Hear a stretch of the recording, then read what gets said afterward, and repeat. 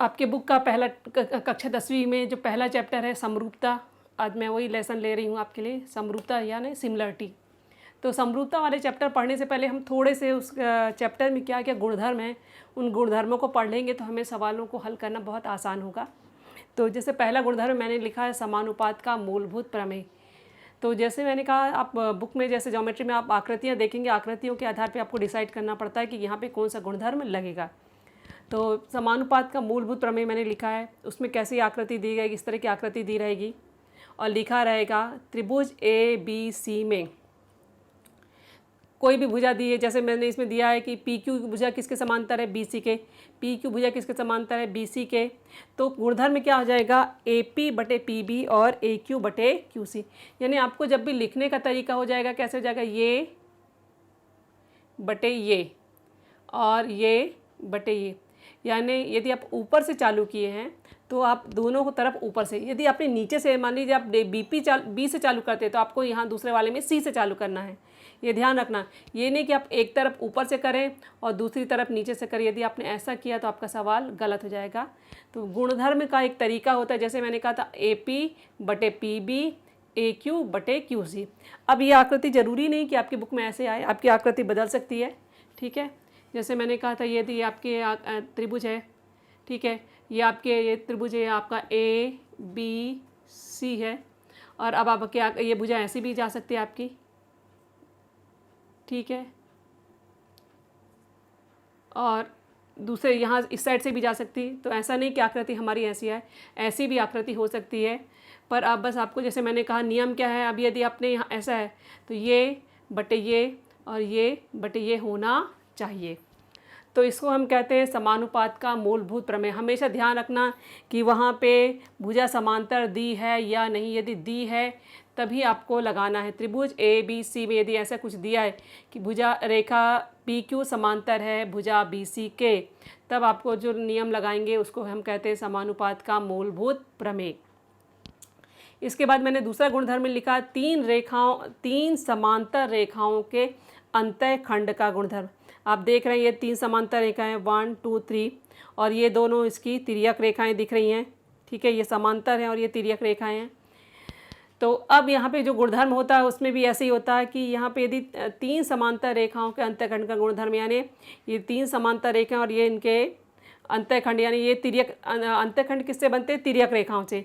तो ये जो होगा गुणधर्म, ये बटे ये और ये बटे ये, ठीक है। इसका मतलब हो जाएगा AC बटे CE BD बटे DF। इस सवाल का अक्सर जो हमारा ये इस तरह के चतुर्भुज में उपयोग भी होता है, ठीक है। ये हमारा कहलाता है समलंब चतुर्भुज। इस तरह के चतुर्भुज में इसका उपयोग आप देखेंगे आगे। अब अगला मैंने लिखा है त्रिभुज के कोण समद्विभाजक का गुणधर्म। तो ये त्रिभुज के मैंने एक ही निशान नहीं, तीनों में लग सकता है, पहले मैंने एक जगह निशान लगाया है।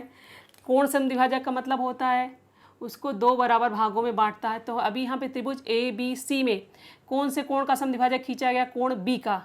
ऐसा नहीं कि ए का खींचा जा सकता, सभी का, ए का भी हो सकता है, सी का भी हो सकता, परंतु हम इस आकृति में केवल कोण बी के बारे में बता रहे हैं कि कोण बी का समद्विभाजक खींचा गया। ये निशान का मतलब है कि ये दोनों कोण कैसे हैं, इक्वल हैं।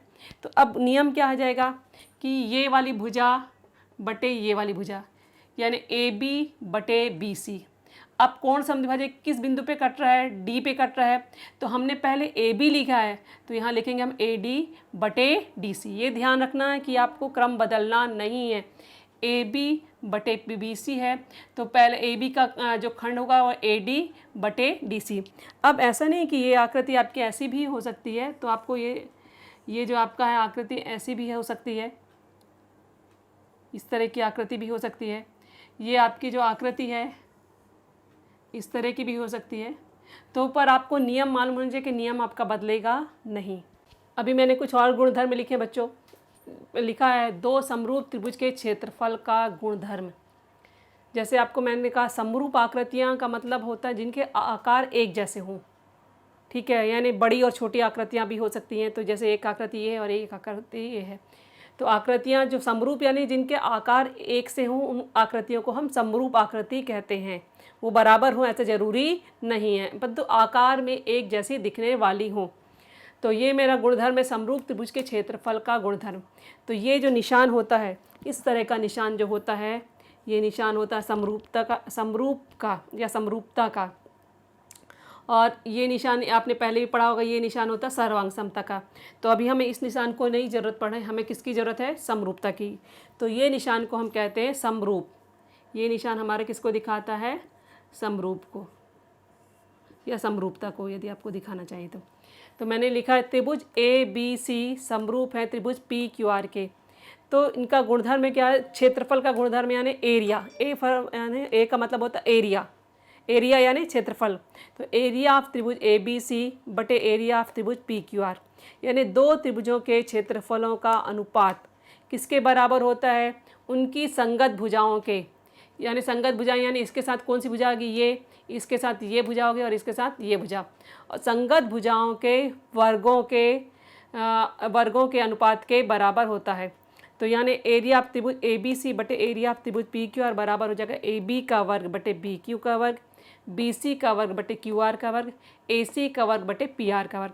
अब जैसे मैंने कहा था, हमें सवाल में ये तीनों भुजाओं में कोई एक भुजा दी होगी, जैसे मैंने एक लिखा है, कोई भी एक जोड़ी दी रहेगी, तीनों के तीनों हमें लिखने की आवश्यकता नहीं है, परंतु ये गुणधर्म इसलिए मैंने आपको बताया। पर आपके सवाल में जिसकी ज़रूरत है, जैसे मैंने एक भुजा आपको लिखकर बताई है, तो आपको इस तरह से आपके सवाल में कोई एक भुजा की जोड़ी दी रहेगी, उसके आधार पर आपको इसको ज्ञात करना रहेगा। और ये ध्यान रखना कि ये अनुपात वाले सवाल हमारे 1.1 वाले भी चैप्टर में भी हैं, पर वहाँ पे आपको समरूपता का निशान नहीं दिया रहेगा, अनुपात दिया रहेगा, इस तरह से ज्ञात करो, परंतु ये निशान नहीं दिया रहेगा। जब ये निशान दिया रहेगा तभी आपको ये गुणधर्म लगाना है, अन्यथा नहीं। दूसरा मैंने लिखा है समरूप त्रिभुज की संगत भुजाएं और संगत कोण। जैसे ये तो आपने 9th में भी पढ़ा है, फिर भी मैं आपको 10th में इसका बहुत उपयोग है, फिर से आपको रिवाइज कर दे रही हूँ कि यहाँ पे भी त्रिभुज ABC समरूप है त्रिभुज PQR के।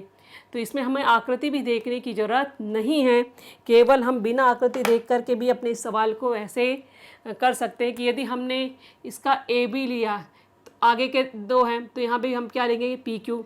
यदि हमने BC लिया तो हम पीछे का लिखेंगे QR। यदि हमने AC लिया तो हमें लिखना है PR। तो समरूप त्रिभुज की जो संगत भुजाएं होती हैं वो अनुपात में होती हैं, और कोण जो होते हैं, जैसे A का कोण कौन सा होगा? P, B का होगा Q और C का होगा R। तो कोण जो होते हैं आपस में सर्वांगसम होते हैं। तो ये है समरूप त्रिभुज की संगत भुजाएं और संगत कोण। तो बच्चों, आप मेरे इस वीडियो को लाइक करिए, शेयर करिए और सब्सक्राइब करिए।